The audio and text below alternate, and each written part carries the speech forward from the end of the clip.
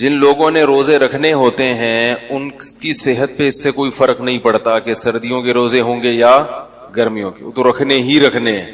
کچھ لوگ ہوتے ہیں جو کنفیوز ہوتے ہیں کہ یار رکھیں یا نہیں رکھیں، وہ بہت پریشان رہتے ہیں۔ دو قسم کے لوگ ہیں جو بالکل پریشان نہیں ہوتے، ایک وہ جنہوں نے رکھنے ہی رکھنے ہیں، اور ایک وہ جنہوں نے رکھنے ہیں ہی نہیں، چاہے سردیوں کے ہوں یا گرمیوں کے۔ یہ دونوں بالکل پریشان نہیں ہوتے۔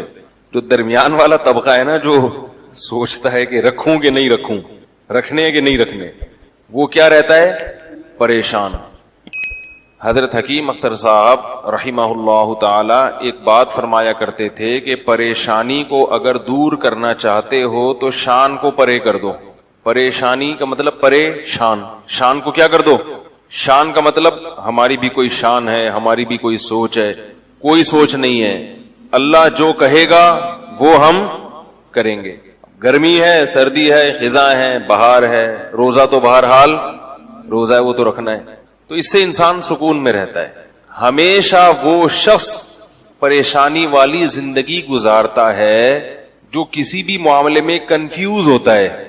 جو غیر مسلم ہے نا، غیر مسلم، اللہ نے ان کی بے سکونی کی قرآن مجید میں جو وجہ بیان کی ہے، وہ وجہ یہی ہے کہ وہ ساری زندگی کنفیوز رہتے ہیں۔ کنفیوز ہونے کی وجہ سے ان کا فیوز اڑ جاتا ہے۔ تو جو جتنا کنفیوز ہوگا اس کی لائف اتنی ہی ایک مشکلات کا شکار ہوگی۔ قرآن میں اللہ نے مثال دی ہے غیر مسلم کی، کیونکہ ان کی حالت کیا ہوتی ہے؟ پہلا تو یہ کہ ان کو یہ پتا نہیں ہے کہ آخرت ہے یا نہیں ہے، سمجھ رہے ہیں؟ یہی نہیں پتا ان کو، یہ دنیا ہی سب کچھ ہے، تو اس دنیا میں اچھا کیا ہے اور برا کیا ہے، یہی ڈیفائن کرتے کرتے اسی کو سمجھتے سمجھتے پوری زندگی لگ جاتی ہے کہ جس کے پاس اسلام نہیں ہے اسے یہی نہیں پتا کہ یہی زندگی اصل ہے یا اس کے بعد بھی کوئی زندگی ہے۔ یہی اصل ہے تو اس میں اچھا کیا ہے اور برا کیا ہے، وہ ہمیشہ کنفیوز رہتا ہے۔ کبھی وہ سوچتا ہے کہ اچھا وہ ہے جس کو میرے والدین اچھا کہیں، لیکن اس کی فطرت اس کو قبول نہیں کرتی۔ بات بات پہ اس کے اپنے پیرنٹ سے بھی جھگڑے ہوتے ہیں۔ حقوق کیا ہیں، کس کے کتنے حقوق ہیں، دینے ہیں نہیں دینے، اسی جنگ میں لڑتے لڑتے ان کی عمریں پوری ہو جاتی ہیں، اسی کنفیوژن میں۔ کسی نے کنٹری کو خدا بنا لیا، ملک کو، لیکن وہ اس میں مطمئن نہیں ہوتا۔ اس سے جب سوالات پوچھے جائیں تو وہ خود پریشان ہوتے ہیں کہ بھئی یہ لکیریں بھی تو انسان کی کھینچی ہوئی ہیں۔ کسی نے یعنی حقوق کا سمجھ میں نہیں آ رہا اس کو کہ والدین کو رکھنا ہے کہ نہیں رکھنا، ان کے کیا حقوق ہیں۔ کسی نے دولت کو اپنا خدا بنا لیا۔ تو ایک چیز پھر یہ جتنے بھی مذہب والے لوگ ہیں نا، آہستہ آہستہ ایک طرف کو یہ جانے لگتے ہیں کہ بھئی اصل ہے پیسہ، کیونکہ اس سے تمام ضرورتیں پوری ہوتی ہیں۔ جس کے پاس پیسہ ہے اس کی چلتی ہے، جو چاہے گا وہ کر لے گا۔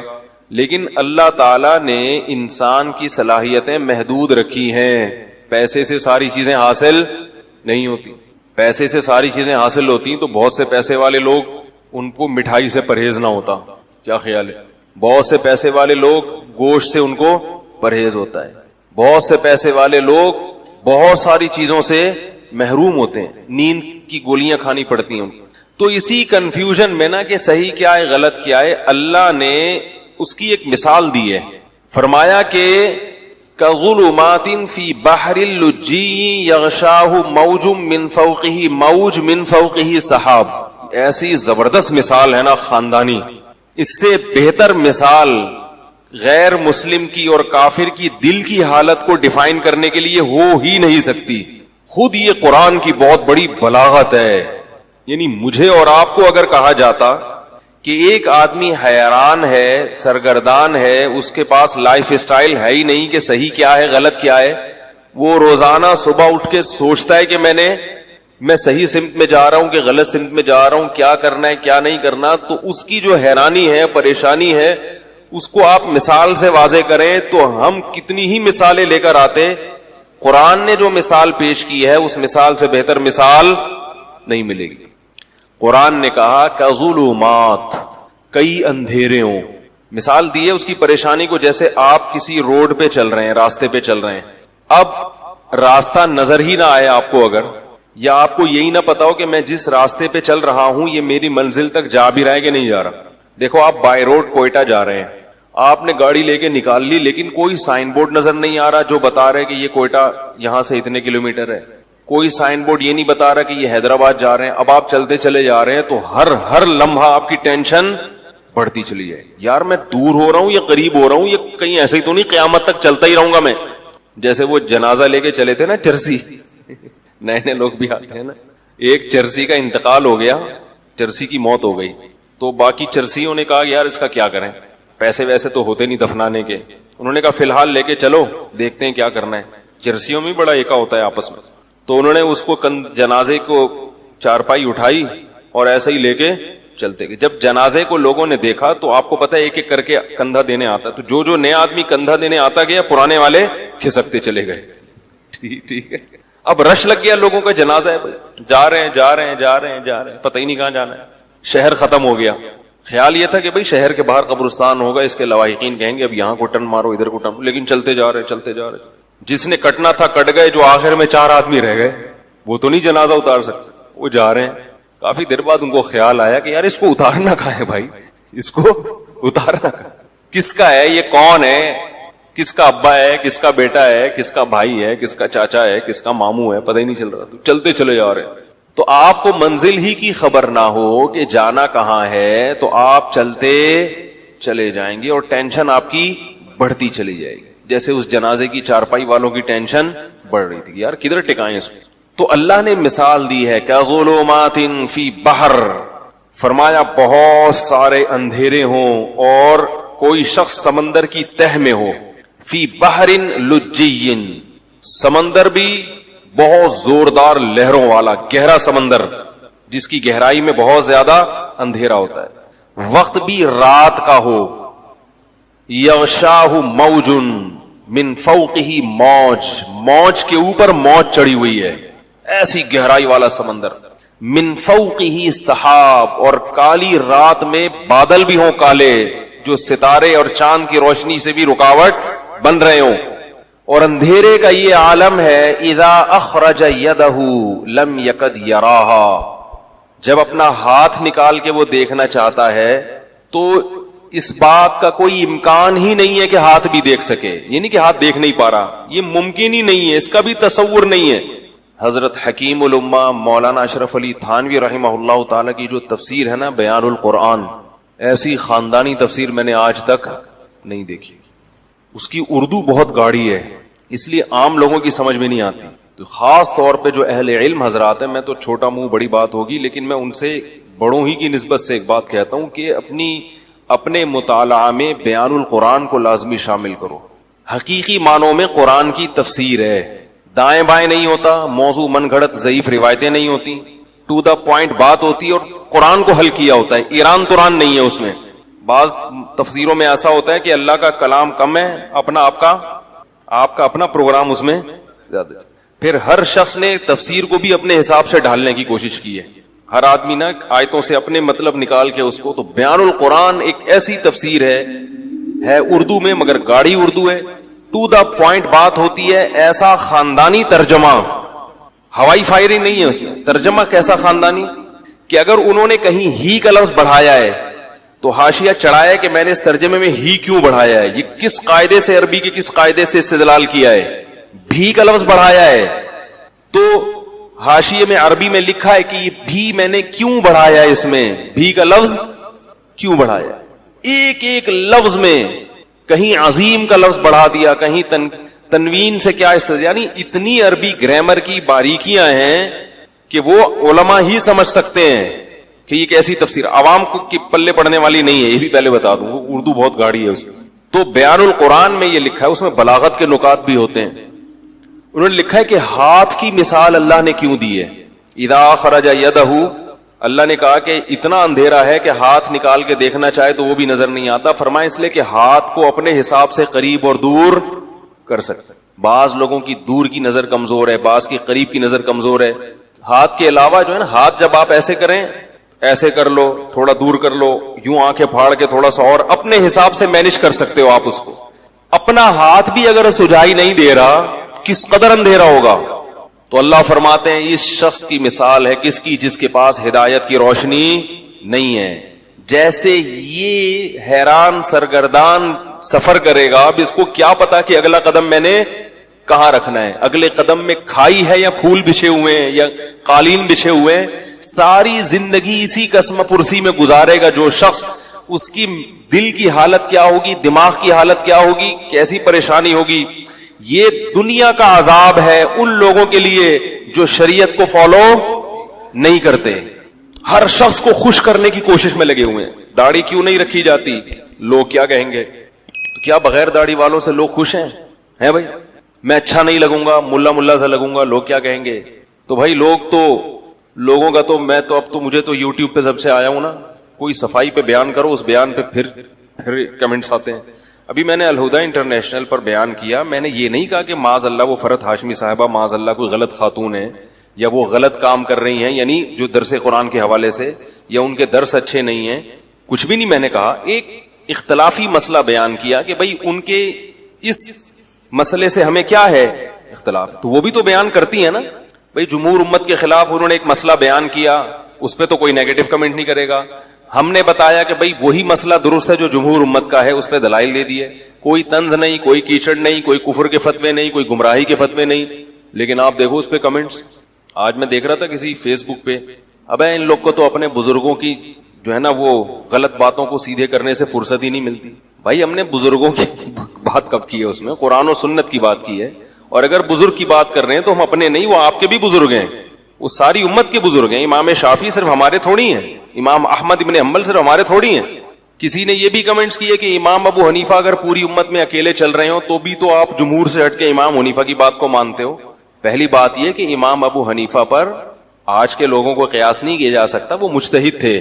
دوسری بات یہ کہ امام ابو حنیفہ کے بھی بہت سے اقوال ایسے ہیں جن کو حنفیوں نے ترک کیا ہے، جو پوری امت سے الگ تھے.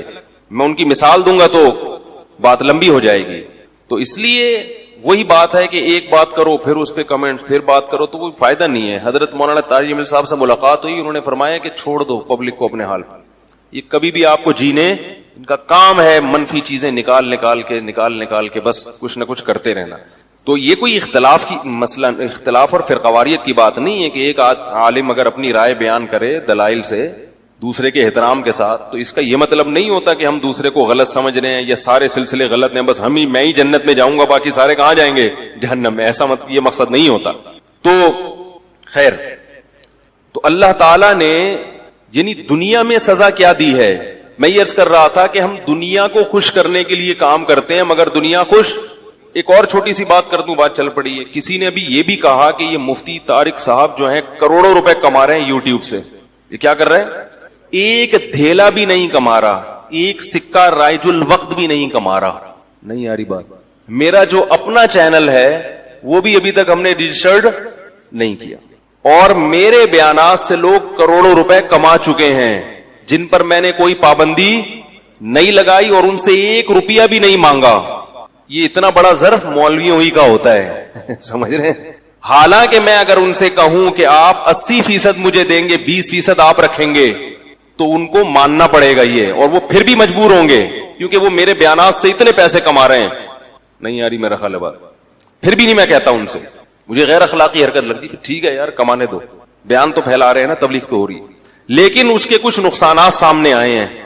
ان نقصانات کو کنٹرول کرنے کے لیے پھر ہم ابھی اس کو اپنے چینل کو رجسٹرڈ کروا رہے ہیں. تو اس پہ بھی چونکہ اس لیے کہہ رہا ہوں کہ جب رجسٹرڈ نہیں ہے تو کروڑوں روپے کے تانے سننے کو مل رہے ہیں. رجسٹرڈ ہوگا تو پھر کیا ہوگا. اور یوٹیوب کے ذریعے اگر کوئی عالم پیسے کماتا ہے تو بالکل حلال ہے، اس میں کوئی پابندی بولو بھائی نہیں ہے.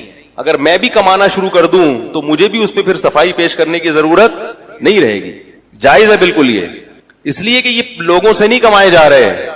یعنی یہ جو لوگ چینل کے ذریعے پیسے کما رہے ہیں، مختلف چینلز ہیں، تو لوگ مجھے کہتے ہیں یہ تو آپ کے چینل سے پیسے کما رہے ہیں، ان کو روکو. میں نے کہا پیسے کمانے سے کیوں روکوں میں کسی کو بھائی؟ وہ پبلک سے پیسے کما رہے ہوتے ہیں نا کہ ہم مفتی صاحب کا بیان جب دیں گے آپ کو، جب 50 روپے کا ایک بیان، یہ غلط ہوتا ہے یار، نصیحت کی بات ہے. وہ گوگل سے کما رہے ہیں کیونکہ گوگل بھی فری میں، گوگل خود کما رہا ہے. تو جو آدمی کما رہا ہو نا اس کو نچوڑنا چاہیے، بتا رہا ہوں. ٹھیک. گوگل خود بھی تو یہ کام فری میں نہیں کر رہا، وہ آپ کے جو ویورز بڑھتے ہیں اس کو ایڈورٹائز ملتے ہیں، وہ اس سے کما رہا ہے، تو اس کا فرض بنتا ہے کہ وہ آپ کو بھی دیں. تو گوگل سے تو کماؤ بھائی، کیا خیال ہے؟ تو لیکن لوگوں نے الزام ہے کروڑوں روپے کما رہے ہیں، 1 روپیہ بھی نہیں کما رہا. تو لیکن کمانا غلط نہیں ہے، حلال کمائیے، جو چاہے مولانا صاحب کمائیں چاہے عام آدمی کمائے، کوئی حرج نہیں. اور میں بے وقوف ہوں جو میں نہیں کما رہا، حقیقت بتا رہا ہوں. یہ کوئی مجھے کوئی یہ نہیں، کوئی فخر سے نہیں کہہ رہا کہ بھائی جب تمہیں گوگل پیسے دے رہا ہے، مفتی طارق مسعود صاحب کو دینے کے لیے تیار ہے، تو مفتی صاحب کیوں نہیں لے رہے؟ اچھا ہے اگر لے لیں، اپنے بچوں کو اور اچھا کھلا دیں تو کیا ہے. لیکن بات یہ کہ ہمارے پاس ٹائم ہی نہیں ہے، فرصت ہی نہیں ہے ان چیزوں کے سوچنے کی کہ بھائی یہ تو اب اتنی جو ہمارا شیڈول ہے وہ لائف کا اتنا ٹف ہے کہ یہ بھی نہیں پتا چلتا کہ ہمارے فائدے کی کیا کیا، دنیاوی فائدے کی کیا کیا چیزیں ہیں جن سے ہم فائدہ. میرے کچھ چھوٹے موٹے بزنس بھی ہیں، ان بزنس کا جو میں نے بیڑا غرق کیا ہوا ہے نا، مجھے کبھی کبھار میں اپنے آپ کو بولتا ہوں تم مجھے تو تنہائی میں ملو، دھمکی دے. میں بزنس نہیں بتاؤں گا کیونکہ میں یہاں اپنے کاروبار کی پبلسٹی کے لیے نہیں بیٹھا ہوا، لیکن ایسا بیڑا غرق کیا ہوا ہے اس بزنس کا میں نے، کسٹمروں کی ایسی کی تیسی کی بھی ہے کہ وہ کہتے ہیں یار یا تو مفتی صاحب یہ کاروبار چھوڑ دو ورنہ ہمیں ذلیل نہ کیا کرو. سمجھ رہے ہیں نا، جو بندوں کے میں نے ذمہ لگایا ہوا وہ بس چھوڑیں، وہ بات سے بات نکل جائے گی. اس لیے کہ ہمارے پاس فرصت، ہمارے حضرت نے نصیحت کی تھی کہ دین کے کام میں جت جانا، اللہ تعالیٰ رزق کی ضرورتیں خود بخود پوری کریں گے. کوئی ایسا کمائی کا ذریعہ ہو نا جس سے آپ کے دینی ایکٹیویٹیز میں کوئی فرق نہ پڑے، وہ تو ٹھیک ہے. کہیں بھی مجھے ٹائم دینا پڑتا ہے نا کسی کاروبار کے لیے، بزنس کے لیے، ٹائم کے علاوہ میرے پاس سب کچھ ہے، ٹائم نہیں دوں گا. میں ٹائم میں اپنے کاموں میں خرچ کروں گا، جو اللہ ٹوٹا پھوٹا ہم سے دین کا کام لے رہا ہے اس میں خرچ کریں گے. کیونکہ وہ اگر ہم اس میں لگ گئے نا تو پھر تو ہمیں ضرورت کیا تھی بھائی مولوی بننے کی. خیر، تو طنز اعتراض، پتہ نہیں نیگیٹو باتیں، کوئی یا رسول اللہ پہ کلپ، کوئی فلانے پہ کلپ، صفائیاں پیش کر کر کے تھک گئے. بھائی ہم ان کو کافر نہیں کہتے، اللہ کے بندو، ان کے پیچھے نماز، اس کے پیچھے زکوٰۃ، اس کے پیچھے روزہ، یہی چل رہا ہے. تو وہی حضرت کی بات یاد آتی ہے، بھائی کام میں لگے رہو. اچھا یہ بھی ہے کہ وہ ابھی میں گیا تو فیصل آباد میں بڑی اسٹائلش ویڈیوز آئی ہیں میری، مفتی صاحب کی یہ اسٹائل ہاتھ کا یہ جا رہا ہے، وہ نا تقریر کرنا یہ اسٹائل. میں خود دیکھ کے حیران ہو گیا، میں نے کہا کوئی فلم ہے یا مفتی صاحب کا بیان. اس پہ بھی بعض لوگوں نے، بعض کو واقعی بدگمانی بھی ہوتی ہے کہ یار یہ کیا فلمی ہیرو کی طرح انہوں نے شروع کر دیا ہے، کے لیے بناتے ہیں. سمجھ رہے ہیں؟ اب مفتی صاحب کو کہیں گھوڑے پہ بیٹھے ہوئے دیکھ لیا. ابھی میں جھنگ گیا تھا، 2 گھنٹے گھوڑ سواری کی الحمدللہ، 10 کلومیٹر گھوڑے پہ چلاؤں میں. بہت سختی سے منع کیا، کسی نے ویڈیو اپلوڈ فل اسپیڈ میں بھگایا ہے، وہ جو ایبٹ آباد والا ہے نا سلو موشن، وہ نہیں، خاندانی بھگایا گھوڑا ایسی اسپیڈ میں گھڑ سواری. بہت شوق ہے مجھے، ویڈیو اپلوڈ کرنے سے منع کیا سختی سے، کسی نے نہیں کرنی، کیونکہ کوئی فلم کے ہیرو تھوڑی ہیں ہم کو مفتی صاحب یہ اسٹائل میں آ رہے ہیں اب گھوڑے پہ یوں کر کے بیٹھے ہوئے ہیں. لیکن پھر بھی لوگ اپنے چینل کی پبلسٹی کے لیے کیا کرتے ہیں؟ بولو بھائی اپلوڈ کر. البتہ بعض مرتبہ میں خود اپلوڈ ہونے دیتا ہوں تاکہ لوگوں کے، بعض ویڈیوز ایسی ہیں تاکہ لوگوں کے ذہنوں میں جو مولویوں کا غلط تصور بیٹھ گیا ہے نا یا دینداروں کا، وہ تصور نکلے. سمجھ رہے ہیں؟ وہ سمجھتے ہیں کہ بس یہ دلہن کی طرح مسجد میں آئے ایسے 4 آدمی ان کو پکڑ کے لے کے جائیں اور خراما یہ نہ چل سکتے ہیں، نہ دوڑ سکتے ہیں، نہ گھڑ سواری. اس سے نوجوان لوگوں کو تبلیغ بھی مقصد ہوتی ہے کہ ایسی پازیٹیو ایکٹیویٹیز میں اپنے اوقات کو، بولو بھائی، صرف کرو، گھوڑ سواری کرو، سوئمنگ کرو. دیکھو مفتی صاحب مولوی ہو کے گھوڑے پہ دوڑ رہے ہیں، کمبخت مائیں بچوں کو تانے دیں، وہ دیکھو مولوی ہیں، وہ مولوی ہو کے گھوڑ سواری پہ، ان کے بچے دیکھو کتنے ہیں ماشاءاللہ، وہ اتنے بچوں کے باپ ہو کے گھوڑے پہ دوڑ رہے. تو کمبخت 18-19 سال کا، تجھے صوفے سے اٹھ نہیں سکتا تو اپنے سہارے پہ، پولیس بلوانی پڑتی ہے تجھے دھکے لگانے کے لیے. تو تھوڑی غیرت دلائیں مائیں اپنے بچوں کو، باپ اپنے بیٹوں کو، یہ بھی ہمارے دین کا حصہ ہے. تو اس لیے جو یہی ہے کہ وہ چلتا رہے گا یہ سارا سیٹ اپ. تو خیر، تو اللہ تعالیٰ نے کیا مثال دی؟ ہمیں یس کر رہا تھا کہ ہم بھی کیا کرتے ہیں. کافر تو مکمل کنفیوز ہوتا ہے، مسلمان آدھا تیتر آدھا بٹیر. وہ کلمہ تو پڑھ لیتا ہے، جنت جہنم پہ یقین بھی کر لیتا ہے، لیکن آدھی شریعت کو فالو کرتا ہے. اتوار کو بیان سننے آ جائے گا، جمعے کا بیان سن لے گا، لیکن بہت ساری چیزوں میں کیا کرے گا؟ یار نہیں یار یہ بیوی ناراض ہو جائے گی، یار یہ تو ابا، یہ تو دوست بولیں گے یار تم تو پروفیشنل مولوی لگ رہے ہو بالکل ہی، یار تم تو بالکل ہی یار یعنی عجیب سے ہو گئے ہو. اس طرح کی باتیں لوگ کرتے ہیں. تو ایسے لوگ یہ سمجھتے ہیں کہ ہم لوگوں کو خوش کر کے سکون کی زندگی گزاریں گے، حالانکہ وہ سکون کی زندگی نہیں گزار سکتے. کیوں؟ قرآن نے اس کو بڑا اچھی مثال سے سمجھایا ہے. فرمایا ضرب اللہ مثلا رجلا فیہ شرکاء متشاکسون ومثلا ورجلا سلما لرجل. فرمایا بتاؤ ایک آدمی ایسا ہے جس کے کئی آقا ہوں, کئی محبوب ہوں, اور وہ کئی محبوب بھی ایسے ہیں جن کے مزاجوں میں آپس میں بڑا اختلاف ہو. کئی محبوب ایسے ہیں جن کے مزاجوں میں آپس میں, مثال دیتا ہوں, کسی کی 4 بیویاں اور چاروں اپوزٹ دماغ کی ہیں, تو وہ ڈپریشن کا مریض بنے گا کہ نہیں بنے گا؟ چاروں کو خوش رکھنا اس کے لیے ممکن ہوگا ہی نہیں. چاروں کا مزاج بالکل الگ, چاروں پھڈے باز. وہ کہتی ہے میری دعوت قبول کرو, میرے ہاں ناشتہ کرو. کہہ رہی ناشتہ آپ نے میرے یہاں ہی کرنا ہے. تیسری کہہ رہی ناشتہ تو آپ کا باپ بھی میرے یہاں کرے گا. چوتھی کہہ رہی ہے ناشتہ روزانہ کس کے گھر ہوگا؟ میرے. ایک کے ابا ایس ایچ او ہیں, ایک کے ڈی ایس پی, ایک کے آرمی میں کرنل ہیں, اور ایک کے ابا علاقے کے ناظم ہیں بھائی, اور ہول سیل کے حساب سے سالے بھی ہیں. اب چاروں کا مطالبہ کیا ہے؟ ناشتہ کس کے یہاں ہوگا؟ آپ کہو گے بھائی ناشتہ تمہارے ہاں, لنچ تمہارے ہاں, ڈنر تمہارے ہاں. کوشش کرو گے نا؟ نہیں. متشاکسون, جھگڑالو, نہ ضدی.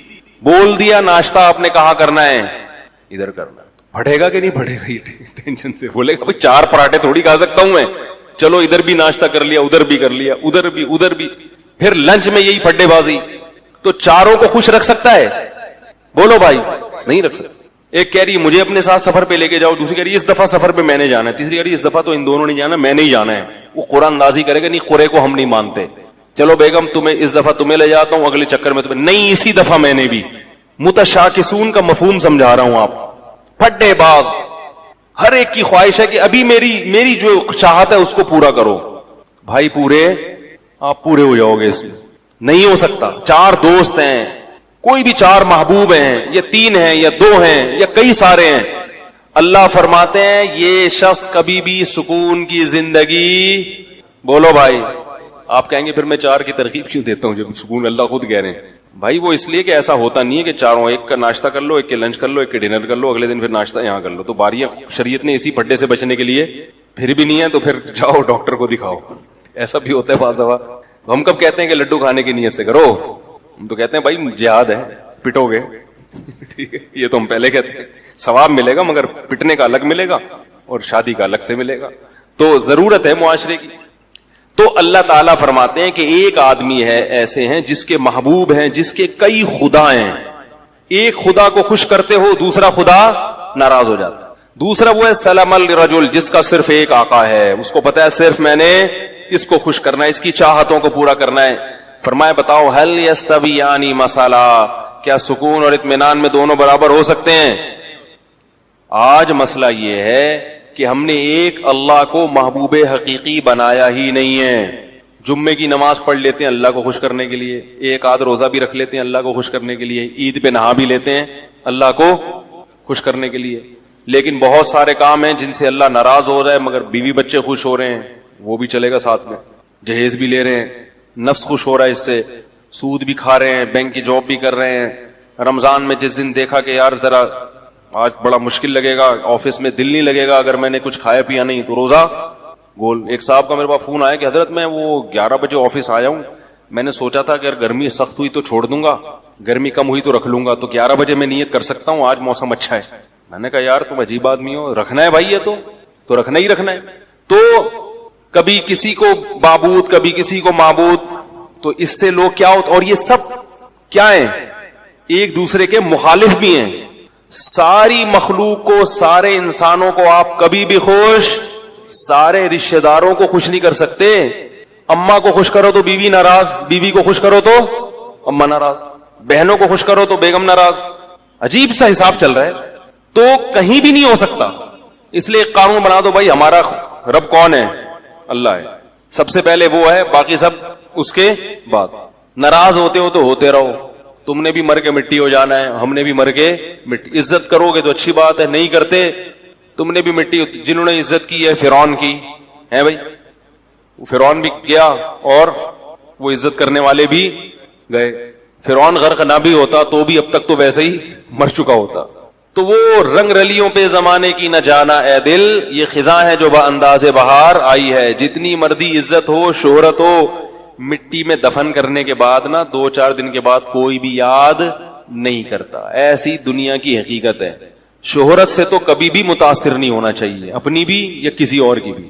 بڑے بڑی لوگ آئے ہیں دنیا میں, بڑی بڑی شہرتیں حاصل ہوئی ہیں, غائب مرے تو 2-4 دن لوگ روئے ہائے ہوئے کیا, ختم کہانی. تو اس لیے سب سے زیادہ مزے کی زندگی میں وہ ہے جس نے ایک اللہ کو اپنا رب بنا لی. وہ کہہ دے کر لو, کوئی روک نہیں سکتا اس کام سے. وہ کہے نہیں کرو, کوئی کروا کے نہیں, کسی میں دم ہے تو کروا کے دکھائے. میں جب وزیر آباد گیا, پرانی بات ہے, یہ واقعات سنانے کا مقصد کوئی اپنے قصے کہانیاں نہیں, جو بات قرآن کی بتانا چاہ رہا ہوں وہ دل میں بیٹھ جائے. میں جب وزیر آباد گیا نا تو وہاں وہ لوگ بھی سنتے میرا بیان, تو وہ یہ پرانی بات ہے, تقریباً 13-14 سال پرانی. تو انہوں نے 1 مہینہ رمضان کا میں نے وہاں گزارا, وہ میرے درس ہوئے, انہوں نے بڑا میرے درس کو پسند کیا. تو انہوں نے مجھے کہا کہ آپ یہیں ٹھہریں, اب آپ یہاں امامت بھی کریں اور یہاں خطابت بھی, ہم آپ کو اتنی تنخواہ دیں گے, حج کرائیں گے, یہ کریں گے. بڑا بھاری بھرکم لالچ. میں نے کہا نہیں, میں تو کراچی واپس جاؤں گا. میں نے کہا نہیں, میں تو, بچے بھی تھے میرے ساتھ, بہت اکرام کیا انہوں نے, واقعی بڑا اکرام کیا. وزیر آباد میں ایک مسجد ہے دارا کبوترا کے نام سے, وہ لوگ سنتے ہیں کبھی کبھار بیان تو سن رہے ہوں گے. یعنی 1 مہینہ میں نے اپنے گھر سے کھانا, کہتے ہیں 1 مہینہ نہیں کھایا, کوشش کے باوجود کہ بھئی آج ہم زبردستی مقابلے بازی. صبح سحری میں کھڑے ہوتے تھے, یہ دودھ لے کے دہی لے کے, بھائی خود بنانے دو یار گھر میں, عادت خراب ہو جائے گی. نہیں, پھر وہ افطاری میں پھر کھانا, وہ بھائی مزے ہی موجہ. پنجاب والے ماشاءاللہ کھلانے پلانے میں, کراچی والے بھی کھلاتے ہیں, کہ پنجاب والے کھاتے بھی ہیں نا, تو جو اب وہ اپنے حساب سے بھی کھلاتے ہیں. کراچی والا تو نہیں والے, وہ خود بھی پیٹ بھر جائے گا اس کا, آپ کو بھی وہ سمجھے گا پیٹ بھر گیا, سامنے والے صحتیں نہیں ہیں یہاں پہ. تو اب کیا ہوا ہے کہ وہ روزانہ صبح مجلس ہوتی, میرا درس کے بعد وہ بیٹھتے, بھائی آپ یہاں ٹھہرے, میں کہتا نہیں مجھے جانا ہے وغیرہ وغیرہ. 15 دن انہوں نے زور لگایا, انہوں نے دیکھا ٹکنے کا نام ہی نہیں لے رہا. انہوں نے کہا آپ کو پرابلم کیا ہے؟ میں نے کہا بھائی میں, جو میرے استاذ ہیں, جو میرے شیخ و مرشد ہیں, میں ان کا آدمی ہوں. میں کیا ہوں؟ میں ان کا آدمی ہوں. جب میں مدرسے میں آیا تھا تو میں نے اپنے آپ کو ان کے حوالے کر دیا کہ اب اپنی لگام ہم نے ان کے ہاتھ میں پکڑا دی, کیونکہ ان پر اعتماد تھا. ایسے ہی کسی کے ہاتھ میں نہیں لگام پکڑائی جاتی, پہلے ان کو پرکھا اچھی طرح, بھائی ان میں دنیا کی محبت نہیں ہے اور علم بھی ان کا کامل ہے. تو اب ہم بچے ہیں, ہم بجائے اس کے کہ اپنی زندگی کو خود متعین کریں, کسی بڑے کے حوالے کر دو. انہوں نے ہمیں پڑھایا, انہوں نے ہمیں لکھایا, یہ سارا علم جو ہم یہاں آ کے آپ کی خیال کے مطابق موتی بکھیر رہے ہیں, سب ان کی محنت ہے. اب ہمیں پیسوں کی آفر آ رہی ہے تو ہم ان کو ٹاٹا کر کے چلے جائیں, ایسا نہیں. تو میں نے کہا کہ ان کو لیٹر لکھیں, وہ اگر مجھے کہیں گے نا کہ یہیں ٹھہرو تو آپ مجھے یہاں سے بھگا کے دکھاؤ پھر, ٹھیک ہے. اگر وہ مجھے کہتے ہیں کہ یہ مسجد سے جانا نہیں, تو میں نے کہا پھر آپ مجھے یہاں سے بھگا کے دکھاؤ. اور اگر وہ کہتے ہیں کہ یہاں نہیں رہنا, میں نے کہا آپ زنجیریں باندھ لو, مجھے جیسے موقع ملے گا میں وہ کاٹ کے بھاگ جاؤں. بے لگام اونٹ جو ہوتا ہے نا, شتر بے مہار, کبھی ادھر بھاگ رہا ہے کبھی ادھر بھاگ رہا ہے, وہ کسی کام کا نہیں ہوتا. جڑے پہلے مرکز متعین کرنے میں ٹائم لگائے, ایسا نہیں کہ کسی پہ بھی اعتماد کر کے اپنی زندگی کی لگام اس کے ہاتھ میں دے دی, ایسا نہیں ہے. پرکھنا پڑتا ہے, جانچنا پڑتا ہے. میں نے کہا ہمیں اپنے بڑوں پر الحمدللہ بھرپور اعتماد ہے, 8-10 سال ان کی صحبت میں ہم نے گزارے ہیں. میرا یہ خیال ہے کہ مجھے ان سے زیادہ بہترین لوگ اس دنیا میں مل ہی نہیں سکتے تھے. اللہ نے پتہ نہیں والدین کی کون سی نیکی قبول کی, ایسے لوگوں کے پاس ہمیں پہنچا دی. تو اس کی برکتیں ہیں, اللہ تعالیٰ ٹوٹا پھوٹا کام لے رہا ہے. تو اس سے دیکھو یہ فائدہ کیا ہوا مجھے کہ خیالات منتشر نہیں ہو رہے, سکون آ گیا طبیعت میں. بھائی وہ کہیں گے تو کر لیں گے, نہیں کہیں گے تو نہیں کریں گے. ورنہ انسان سوچتا, میں نے ایسے لوگوں کو بھی دیکھا, علماء کو بھی, جو پریشان کہ کیا کریں اب, ان کی زندگی بھی کس میں گزر رہی ہے, پریشان. پھر پیسے کی محبت آ جاتی ہے, یار دین کے تو یہ والے اس میں پیسہ زیادہ ہے تو ادھر چلو. جب پیسے کی طرف آئے تو پھر پیسہ اصل مقصد بن گیا, تباہ ہو گئے. تو ہمیشہ انسان کی سکون کس میں ہے کہ وہ اس کو یہ پتا ہو کہ میں نے کس ٹریک پر زندگی گزارنی, اس میں سکون ہے انسان کی طبیعت, آرام سے سکون سے. اکابر پرستی الگ چیز ہے. اکابر پرستی کا مطلب یہ کہ آپ کے بزرگ کچھ بھی الٹا سیدھا کریں آپ نے ان کو صحیح کرنا ہے, ایسا نہیں ہے. الحمدللہ یہ نہیں ہے. ہمارے بڑوں سے بھی بعض, ہماری کوئی حیثیت نہیں لیکن بعض چیزوں میں ہم بول دیتے ہیں کہ بھئی یہ والی رائے ہماری نظر میں, میرے شیخ تو 4 شادیوں کے قائل نہیں ہے, میں نے اس میں اپنے شیخ کی مخالفت کی ہے, ٹھیک ہے. وہ نہیں قائل ہے اس کے. وہ کہتے ہیں زمانے میں نہیں ہونی چاہیے, میری دلائل ہے اس پہ, کتاب ہے. میں کہتا ہوں بھائی مجھے ان دلائل کا کوئی جواب دیں.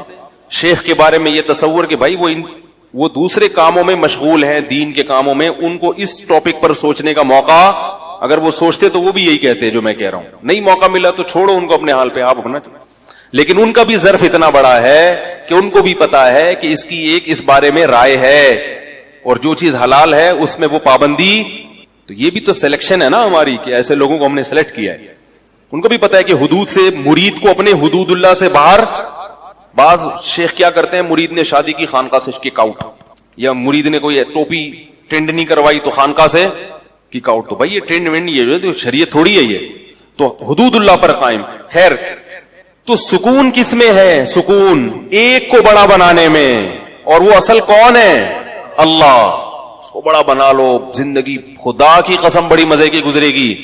حضرت معاویہ رضی اللہ تعالی عنہ نے حضرت عائشہ رضی اللہ تعالی عنہا کو خط لکھا کہ اے, یعنی اپنی ماں کہہ کے خطاب کیا کہ آپ مجھے کوئی نصیحت کریں. حضرت عائشہ تو حضرت معاویہ سے عمر میں بہت چھوٹی تھی, مگر جانتے تھے کہ پیغمبر کی زوجہ ہیں اور ہماری ماں ہیں, تو ان سے نصیحت لے رہے ہیں.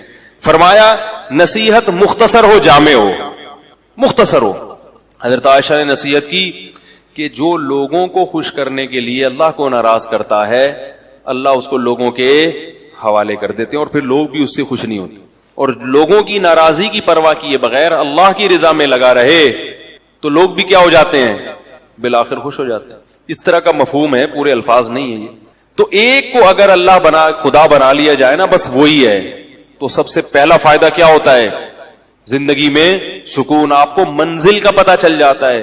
تو اس لیے میں اتنی لمبی تقریر کر رہا ہوں کہ دیکھو بھائی, یہ جو فرائض و واجبات ہیں اس میں ہمارے پاس آپشن نہیں ہے. رمضان کے روزے صرف مسافر چھوڑ سکتا ہے اور بیمار, ان دو کے علاوہ کوئی بھی روزہ نہیں چھوڑ سکتا. اور سفر میں بھی اگر تکلیف اور مشقت نہ ہو تو روزہ رکھنا افضل ہے تاکہ رمضان کی فضیلت حاصل ہو. وہ جو حدیث میں آتا ہے لیس من البر الصیام فی السفر, سفر میں روزہ نیکی نہیں ہے, وہ اس سے وہ سفر مراد ہے جس میں تکلیف و مشقت ہو.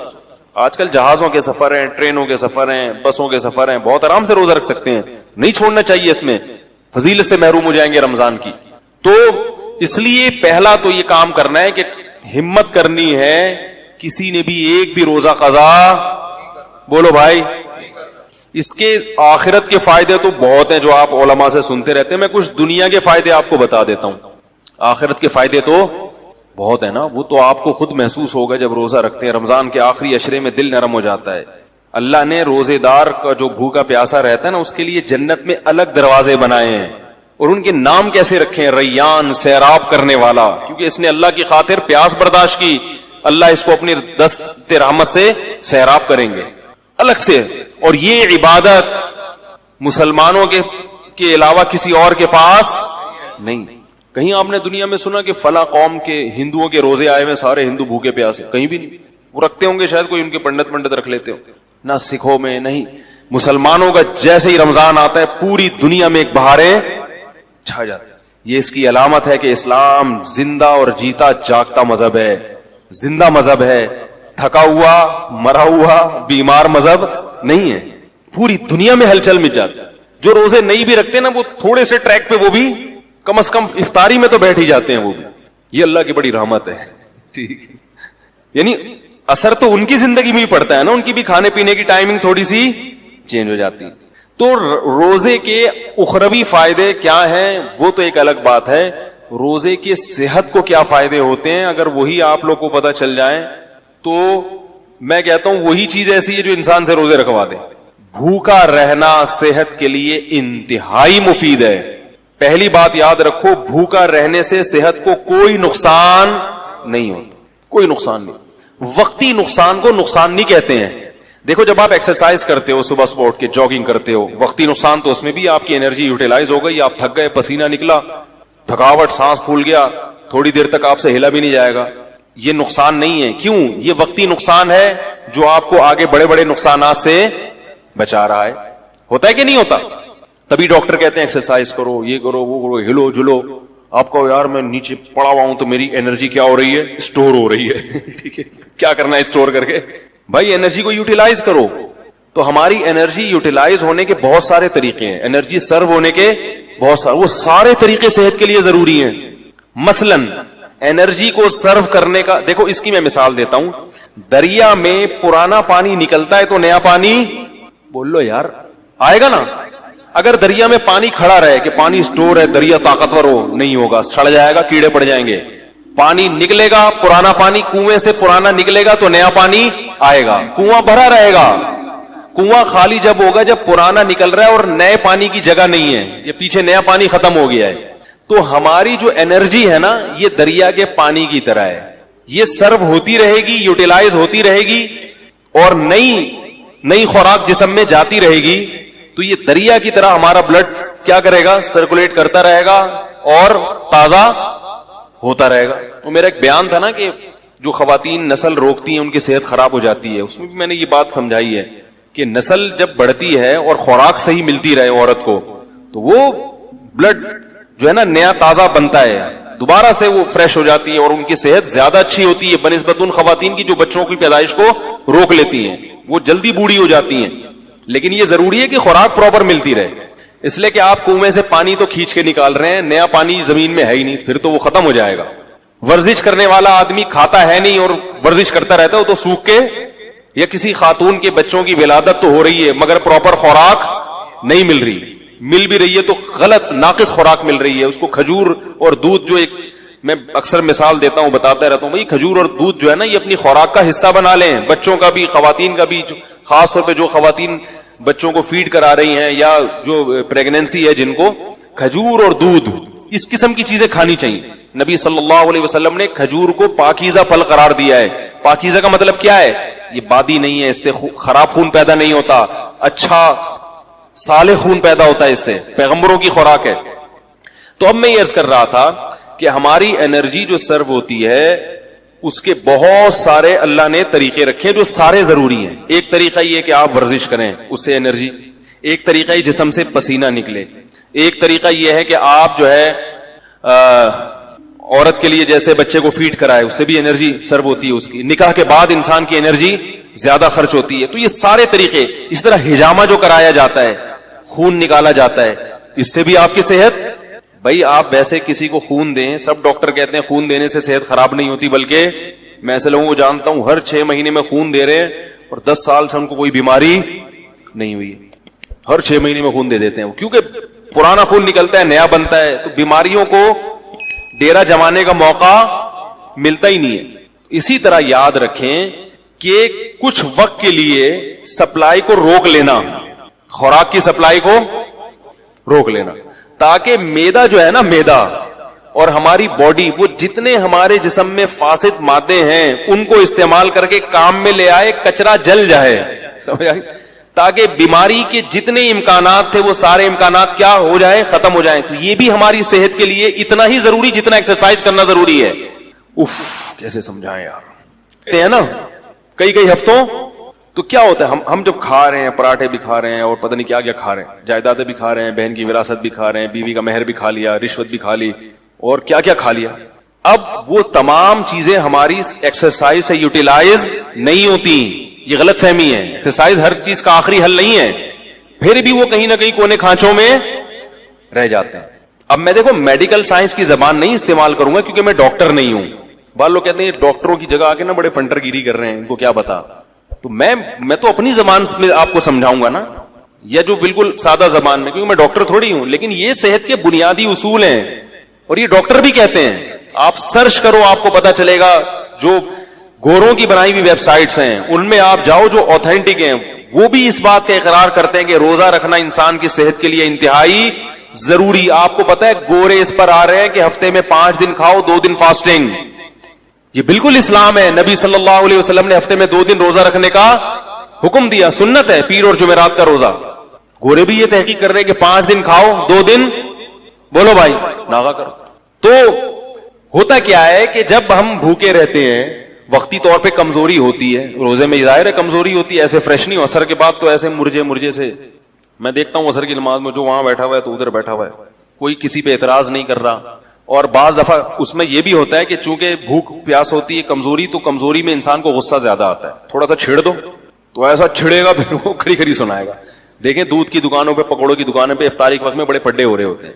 تو ہوتا کیا ہے، وقتی نقصان ہوتا ہے کہ کمزوری ہوتی ہے جسم میں، لیکن ہماری باڈی وہ سارے غلیظ مادے آہستہ آہستہ کھانا شروع کر دیتی، نتھر جاتا ہے جسم. 1 مہینے تک یہ پروسیس جب ہوتا ہے، اس کا سب سے بڑا فائدہ کیا ہوتا ہے، آپ کینسر کی بیماری کو کئی کلومیٹر دور دھکیل دیتے ہیں. کینسر ہے کیا؟ یہ جو فاضل مادے ہیں نا جسم میں، جو ہماری سیلز کی جو نیچرل ٹوٹ پھوٹ نہیں ہوتی، پھر یہ کہیں سے ادھر سے پھوڑا بن کے نکلا. تو اس کو میں دیسی زبان میں کہوں گا، یہ جو پراٹھے ہیں نا جو ضرورت سے زیادہ کھا رہے ہو، یہ پھوڑے بن کے نکلنا شروع ہو جاتے ہیں. وہ جو ہمارے خلیے ہیں، جو سیلز ہیں، ان کی ٹوٹ پھوٹ غلط طرح سے ٹوٹ پھوٹ ہونے لگتی ہے. بچوں میں کینسر کے امکان کم کیوں ہوتا ہے؟ ان کی گروتھ ہو رہی ہے، وہ جو کھا رہے ہیں. جب آپ کی ایک عمر تک آپ پہنچ گئے، آپ کی گروتھ رک گئی، اب آپ جو اضافی کھاؤ گے وہ بیماری کی شکل میں ظاہر ہوگا. تو روزہ رکھنا یہ کینسر کو، بولو بھائی، دور کر دے. بلکہ بعض حکیموں کی مستند ذرائع سے ہمیں اطلاع ملی ہے کہ انہوں نے کینسر کا جو علاج کرایا ہے وہ مریض کو بھوکا رکھ کے کرایا. ایسے بھی کینسر کے مریض لا علاج مرض، جن کو بڑے بڑے ہسپتالوں نے کہہ دیا کہ یہ ٹھیک نہیں ہو سکتے، ان کو قبلہ حکیم نے کیا کیا، کھانا پینا چھوڑ دو اس کا. ایسا بیچارہ سوکھ کے ہڈیوں کا ڈھانچہ، جب دیکھتے نا کہ مر رہا ہے تو 2 قطرے ٹپکا دیے گلوکوز کے، بس مرے نہیں. اس سے کیا فائدہ ہوا ہے کہ وہ جو کینسر کے جراثیم تھے نا، وہ بھی آہستہ آہستہ، بھائی ان کو بھی تو یہ پراٹھوں سے ہی وہ بھی تو یہی برگر پیزا جا رہا ہے نا، وہ بھی تو یہی کھاتے ہیں، ان کو بھی خوراک، بولو بھائی، نہیں ملی، وہ بھی کمزور ہو کے مر گئے. اور جب دیکھا ہے کہ قبلہ حکیم نے کہ یہ بالکل مر گئے ہیں، اب اس کو کھلانا شروع کر دیا. یہ علاج ہوا کرتا تھا پہلے زمانے میں کینسر کا، لیکن یہ بڑا خطرناک ہے، اس میں حضرت جی بھی ٹہل سکتے ہیں جراثیم کے ساتھ. خود یہ جو اتنا بڑا جرثوم ہے یہ بھی چلا گیا دنیا سے. لیکن اس طرح کئی لوگوں کا علاج ہوا ہے. تو اس اسٹیج پہ پہنچنے سے پہلے اگر انسان اپنے آپ کو بھوکا رکھنے کا عادی بنا لے تو اچھا نہیں ہے؟ کیا خیال ہے؟ تو یہ بہت مفید ہے صحت کے لیے. اور گرمیوں کے روزے زیادہ مفید ہیں کیونکہ اس میں پسینہ نکلتا ہے، پیاس کی شدت بڑھتی ہے، اس میں وہ روزے کے مقاصد جلدی حاصل ہوتے ہیں بنسبت سردیوں کے. یہ آپ کو جسمانی فائدہ ہوتا ہے. ایک جسمانی فائدہ آپ کو کیا ہوتا ہے، ایک اور، آپ میں قوت برداشت بڑھتی ہے. جو کھانے پینے والا آدمی ہے نا، ہر وقت اس کو کچھ نہ کچھ چاہیے، ورنہ اس کا دل نہیں لگتا.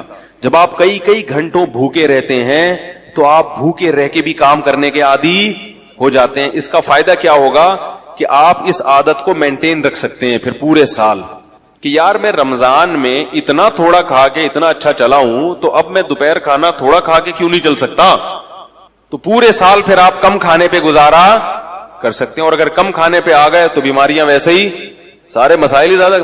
کینسر کے بہت بڑے اسپیشلسٹ آئے تھے میرے پاس، الحمدللہ ہر قسم کا طبقہ ہوتا ہے، شاید بیان بھی سن رہے ہو. وہ یو کے میں جو اسپیشلسٹ ڈاکٹر ہیں نا، ان کو پڑھاتے ہیں وہ، اس سے اندازہ لگائیں کہ وہ کتنے بڑے ڈاکٹر ہوں گے. تو وہ ملاقات کے لیے آئے، تو وہ آئے تھے مجھ سے کچھ پوچھنے کے لیے. ہم نے کہا جب اتنے بڑے ڈاکٹر ہیں تو بجائے ہم سے پوچھیں ہم ہی پوچھنا شروع کر دیں. میں نے سوچا ہوگا تو لینے کے دینے پڑ گئے. تو میں نے ان سے ویسے ہی کچھ نالج حاصل کی. میں نے کہا یہ کینسر کی بیماری کی بنیادی وجوہات کیا ہوتی ہیں، کچھ نالج میرے پاس تھی جو میں شیئر کرنا چاہ رہا تھا ان سے. تو انہوں نے بھی وہی بات کی جو عام طور پہ سب کہتے ہیں کہ سب سے بڑی وجہ کینسر کی موٹاپا ہے. موٹاپے کا مطلب کیا، آپ اپنی ضرورت سے زیادہ کھا رہے ہو. اس زمانے میں ہر آدمی اپنی ضرورت سے زیادہ کھاتا ہے. ہماری ضرورت رمضان میں پتہ چل جاتا ہے ہمیں کتنی. کئی بار میں نے خود نوٹ کیا کہ بسا اوقات سحری کا ٹائم کم ہوتا ہے، 2-4 کھجورے کھا کے پانی پیتا ہے انسان اور پورا دن چلتا ہے بڑے آرام سے. اور پھر جب افطاری میں بیٹھتے ہیں 2 پکوڑے پیٹ میں جاتے ہیں. میں نے ان ڈاکٹر سے پہلے کہتے پکوڑے پہ پابندی نہیں لگائیں. پہلے میں پکوڑے کے خلاف میں کوئی تقریر، اب اتنا بھی نہیں ہے صحت بنانے کے چکر میں آدمی بالکل دلیے پہ آ جائے، کھچڑی پہ آ جائے. یہ بھی غلط ہے یار. کیا کرنا ہے اسی صحت کا بھائی. وہ چائنیز گرم پانی پی کے رہتے ہیں نا زندہ، لمبی عمریں ہوتی ہیں. میں نے کہا ٹھنڈا پانی پی کے مر جاؤ، یہ بہتر ہے گرم پانی پی کے. گرمیوں میں بھی گرم پانی پی رہے ہیں پاگل لوگ. کیا کرنا ہے ایسے. اتنی بھی ہمیں زندگی سے محبت نہیں ہے بھائی. تمیز سے زندہ رہنا ہے جتنا تمیز سے رہ سکتے ہیں، ٹھیک ہے نا. وہ ہمارے حضرت پر جب کچھ جو ہے نا، کچھ حضرت نے فتوے بڑے ایسے دیے ہوئے تھے، تو کچھ اس زمانے میں علماء کا قتل بہت ہو رہا تھا، تو حضرت نے گارڈ وارڈ رکھ لیے. تو وہ اتنا سخت سیکیورٹی کا نظام تھا کہ 24 گھنٹے گارڈ. حضرت نے فرمایا بھائی اس سے تو میں ویسے ہی مر جاتا بہتر. تو اتنے گارڈ مجھے نہیں چاہیے, تھوڑا دماغ ریلیکس ہو. ایسی زندگی کا کرنا کیا ہے جس میں 24 گھنٹے 6 آدمی ہر وقت سر پہ مسلط رہیں. کوئی بات نہیں, ہم شہید ہونا پسند ہے ہمیں, لیکن اتنی ٹینشن والی زندگی نہیں چاہیے ہم. تو ایک دو باقی گارڈ بگا دیے, صرف 1 یا 2 گارڈ رکھے تھے. پھر تو وہ گارڈ بیچارہ شہید ہو گیا. حضرت کو اس نے بڑے, پھر بھی حملہ ہوا تھا حضرت کے اوپر, وہ گارڈ شہید ہو گیا. خیر, تو اس سے کیا ہوتا ہے, کیا کہہ رہا تھا میں, بات یہاں کہاں سے آ گئی یار. ہاں, تو وہ ڈاکٹر کی بات کر رہا تھا. تو یہ سارے مسائل کہاں سے کھڑے ہوتے ہیں, موٹاپے سے ہوتے ہیں. ساری بیماریوں کی ابتدا کہاں سے ہوتی ہے, موٹاپے کا مطلب کیا ہے, زیادہ کھا رہے ہیں. تو 2 کھجوریں کھاتا ہے انسان افطاری کے وقت میں اور پانی پیتا, کیسی کمر سیدھی ہو جاتی کہ نہیں ہو جاتی, 14 توق روشن ہو جاتے ہیں. اس سے پتہ چل جاتا ہے کہ ہمیں زندہ رہنے کے لیے اور چلنے پھرنے کے لیے, باڈی کو رن کرنے کے لیے اتنا کھانے کی ضرورت, بولو بھائی, نہیں ہے جتنا ہم کھا رہے ہیں. تو روزے کا یہ بھی فائدہ ہے. تو میرے بھائی رکھو تو اللہ کے لیے, دنیا کے لیے نہ رکھو, لیکن غریبی میں یہ فائدے بھی انشاءاللہ ہوں گے. نظر تیز ہو جاتی ہے, دماغ صحیح کام کرنے لگتا ہے, قوت برداشت بڑھتی ہے. سب سے بڑی بات یہ کہ اسٹیمنا بڑھانا, یہ تو دنیا میں ہر شخص چاہتا ہے کہ میرا اسٹیمنا بڑھے. ہوتا ہے کہ نہیں ہوتا؟ بہت سے لوگ اس لیے بھاگتے ہیں تاکہ ہمارا اسٹیمنا بڑھے اور ہم زیادہ دیر تک بھاگ سکیں. جم خانے میں جو باڈی بلڈر وزن اٹھاتا ہے اس لیے کہ میرا اسٹیمنا بڑھے اور میں زیادہ سے زیادہ وزن, بولو بھائی, اٹھا سکوں. تو اسی طرح یہ بھی تو اسٹیمنا ہے کہ زیادہ سے زیادہ بھوکا رہ سکیں. اور یاد رکھو, اللہ نے ہماری باڈی کو ایسا بنایا ہے کہ جس چیز کی عادت ڈالو باڈی اس کے لیے تیار ہو جاتی ہے. کم کھانے کی عادت ڈالو گے نا, باڈی اسی حساب سے اپنے آپ کو سیٹ کر لے گی. ٹھیک ہے, اب اسی پہ آ گیا ہوں. جیسے گیس پہ گاڑی لے آؤ نا, ایک دفعہ گاڑی گیس پہ سیٹ ہو جاتی ہے, پیٹرول پہ جھٹکے لیتی ہے پھر وہ. ٹھیک ہے, پیٹرول پہ سیٹ ہے تو گیس پہ لانے میں تو بالکل باڈی کا ایسا ہی ہے کہ باڈی کو پراٹھوں پہ سیٹ کر لو تو پراٹھے پہ سیٹ ہو جائے گی وہ, کافی چائے پہ سیٹ کر لو تو بوتلوں پہ کر لو, برگر پہ کر لو تو برگر پہ. اور اگر ان فضول چیزوں سے بچ کے کم کھانے پہ, اچھی خوراک پہ سیٹ کر لو گے تو باڈی اسی حساب سے اپنے آپ کو سیٹ کر لے گی. یہاں تک کہ آپ دیکھیں صحرائی علاقوں میں بہت کم پانی ہوتا ہے, اللہ اس کم پانی ہی میں ان کی باڈی کی تمام ضرورتیں پوری کر دیتے ہیں. آپ کو عجیب بات بتاؤں میں کہ جو چشموں میں رہنے والے لوگ ہیں, جہاں نہریں دریا ہیں, ان کی باڈی کو پانی کی ضرورت زیادہ ہوتی ہے, صحرائی آدمی کو پانی کی ضرورت کم ہوتی ہے, کیونکہ صحرا کے حساب سے اس کی باڈی ڈھل چکی ہوتی ہے. صحرائی پرندوں کو پانی کم چاہیے اور چشموں دریاؤں میں رہنے والے پرندوں کو پانی, اللہ نے ایسا فلیکسیبلٹی رکھی ہے نا انسان کے جسم میں, وہ اسی حساب. تو روزے میں ہم اسی حساب سے چلیں گے, باڈی اسی حساب سے اپنے آپ کو سیٹ کر لے گی, بشرطے کہ عید پہ آ کے اس کو بیڑا غرق